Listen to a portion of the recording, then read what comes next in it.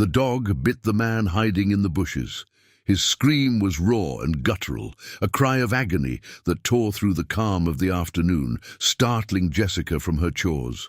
Jessica, a black young woman with her dark skin glowing under the afternoon sun, adjusted the wide-brimmed hat she wore to protect her from the heat as she worked in her garden.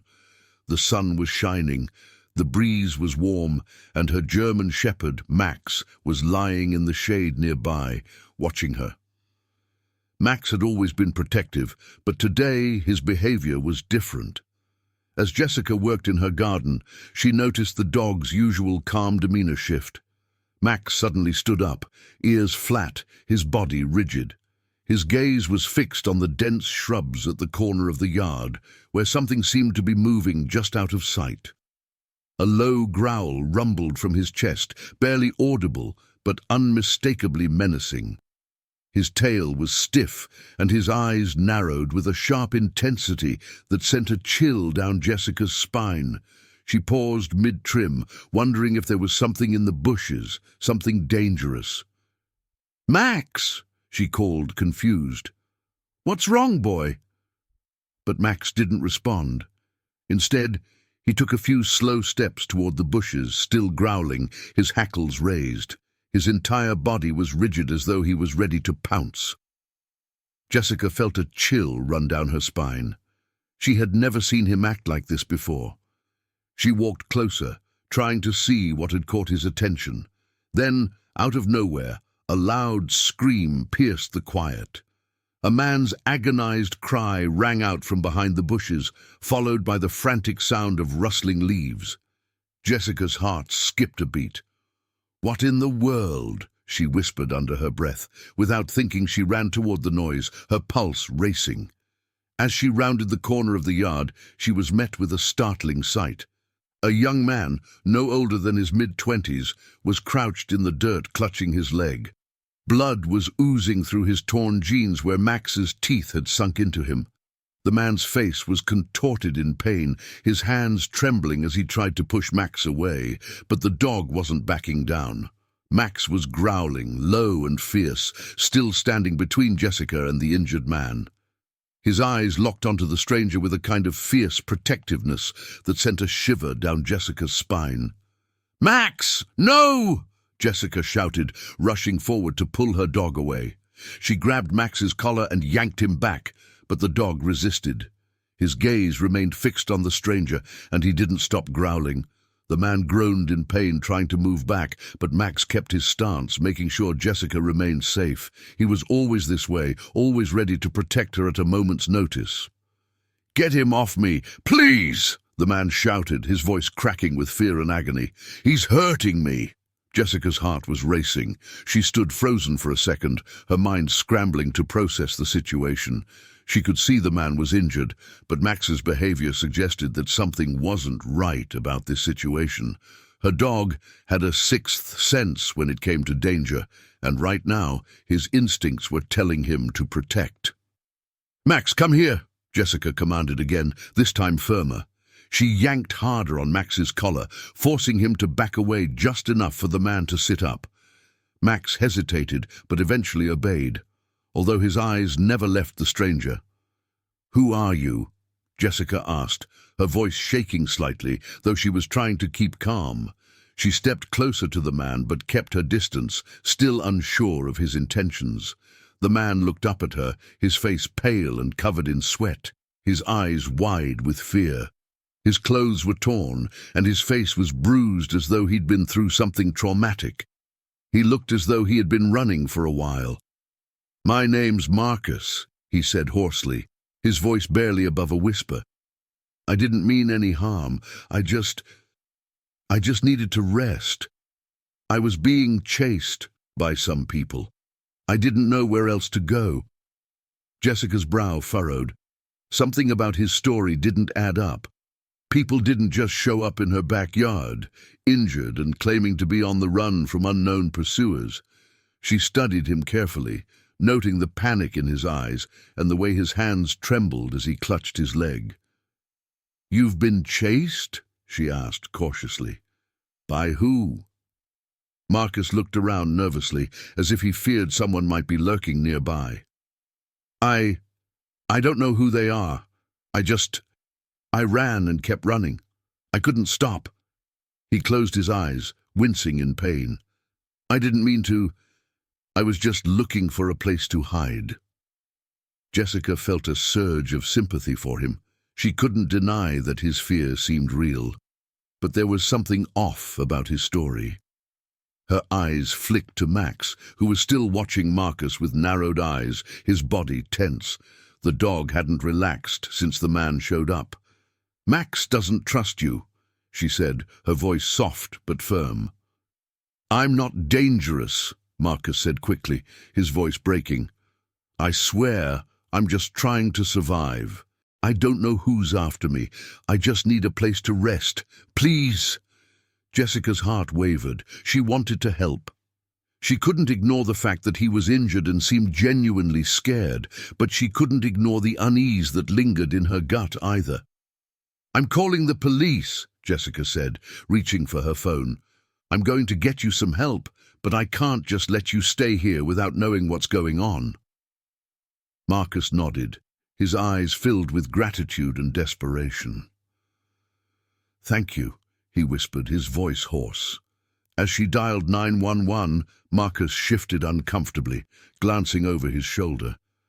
Jessica couldn't shake the feeling that there was something more to his story, but for now, she would offer him the benefit of the doubt. The sirens could be heard approaching in the distance.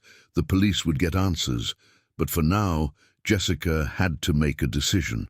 She looked at Max, who was still watching Marcus with suspicion, and knew that this strange encounter was only the beginning of something much bigger. After the police arrived and took Marcus to the hospital, Jessica found herself unable to shake the unease she felt about him. Something about his story didn't sit right with her. While the police seemed to believe his claims of being chased, Jessica couldn't ignore the nagging feeling that there was more to this young man's story. It wasn't just Max's behavior that troubled her. Her dog's warning had been loud and clear. Max had been protective of her before, but this time it felt different. He had never reacted this way to anyone. His growls, his refusal to back down. It was as if he sensed danger long before Jessica did. Jessica sat down on her couch, the weight of the situation heavy on her shoulders. She couldn't get over the way Marcus had been so quick to downplay the whole situation. He seemed genuinely terrified when he was speaking, but when she asked him simple questions about what exactly had happened, his answers were vague and inconsistent. He said he was running from dangerous people, but why didn't he have a single sign of being pursued, she thought to herself. The police had found no evidence of anyone nearby who might have been chasing Marcus, and when they checked the area, they found nothing to suggest that the young man had been in any real danger. But the way he had collapsed in her backyard, too exhausted to stand, covered in dirt and bruises, made it seem as if he had been running for his life. Max, who had calmed down after the police arrived, was still not at ease. The dog had been strangely distant ever since the incident. Jessica had to keep reminding herself that he was just an animal, that perhaps his protective instincts had kicked in too strongly. Yet every time Marcus was mentioned, Max's ears would perk up and his eyes would narrow, as if still unsure of the young man. That night, Jessica couldn't sleep. She kept replaying the events in her mind. Was Marcus telling the truth, or was he hiding something? Why had Max reacted so strongly even after the police had left? She knew she had to dig deeper. The next morning, Jessica decided to do what she could to uncover the truth. She started by looking into Marcus's background. She wasn't sure where to start, but she had a sinking feeling that she needed to know more about this stranger who had ended up in her life so suddenly. She spent the entire day searching online, looking through social media profiles, checking for any clues about Marcus's past. The more she searched, the more she became convinced that something wasn't right. There were no recent photos of Marcus, no updates, only old posts from years ago. He seemed to have vanished off the radar entirely. It was as if he had disappeared into thin air. As the day wore on, Jessica couldn't shake the feeling that something wasn't right. She tried to ignore the nagging sensation, but her instincts told her to dig deeper. After all, Marcus's story had too many holes. She contacted a friend in law enforcement, hoping to find something, anything, that might explain why Marcus had shown up in her backyard. But when the response came back with nothing on file, her unease only grew. It didn't add up. Why had he been so terrified? Yet there was no record of him. Was he hiding something bigger than just his past? She wasn't sure what she was expecting, but she had hoped there would be something, anything, that would give her some peace of mind. Just as Jessica was about to give up for the day, she received an unexpected call. It was from the hospital where Marcus had been taken. They had found something odd in his belongings. Among his things was a wallet containing a fake ID. When Jessica heard the news, her heart sank. This didn't make sense. The voice on the other end of the line confirmed Jessica's worst fears. Marcus wasn't who he claimed to be. "Miss Green?" the nurse on the other end said, her tone grave. "We've found some discrepancies in Marcus's identification. It seems like the ID he provided is forged. We're looking into it further, but we wanted to inform you immediately." Her stomach twisted. Jessica could hardly believe what she was hearing. Had Marcus been lying to her all along? The man who had seemed so terrified and desperate now appeared to be a thief, using a stolen identity to cover up his tracks. Was he hiding from the law, or was there something even more sinister going on? She quickly gathered her thoughts, determined to find the truth once and for all. If Marcus was hiding something, she needed to know what, and why he had come to her house. Later that day, Marcus was discharged from the hospital. He wasn't in the clear yet. His injuries were serious enough to require follow-up care, but he had been stable enough to leave. When Jessica heard that he was being released, her heart raced. She knew she had to confront him. If he was involved in something criminal, she didn't want him anywhere near her.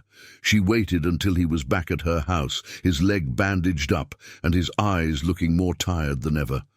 Marcus had barely spoken to her since the police left, but today she wasn't going to let him off the hook. "Marcus," Jessica said firmly, standing at the entrance to the living room, "we need to talk." He looked up at her, his face pale and weary. "What's wrong?" he asked softly, trying to appear innocent. But there was something in his eyes that told Jessica he knew exactly why she was angry. "I've been doing some digging," Jessica said, "and I found out a few things. First, your ID isn't real. And second, the police didn't find any evidence of anyone chasing you. What's really going on, Marcus?"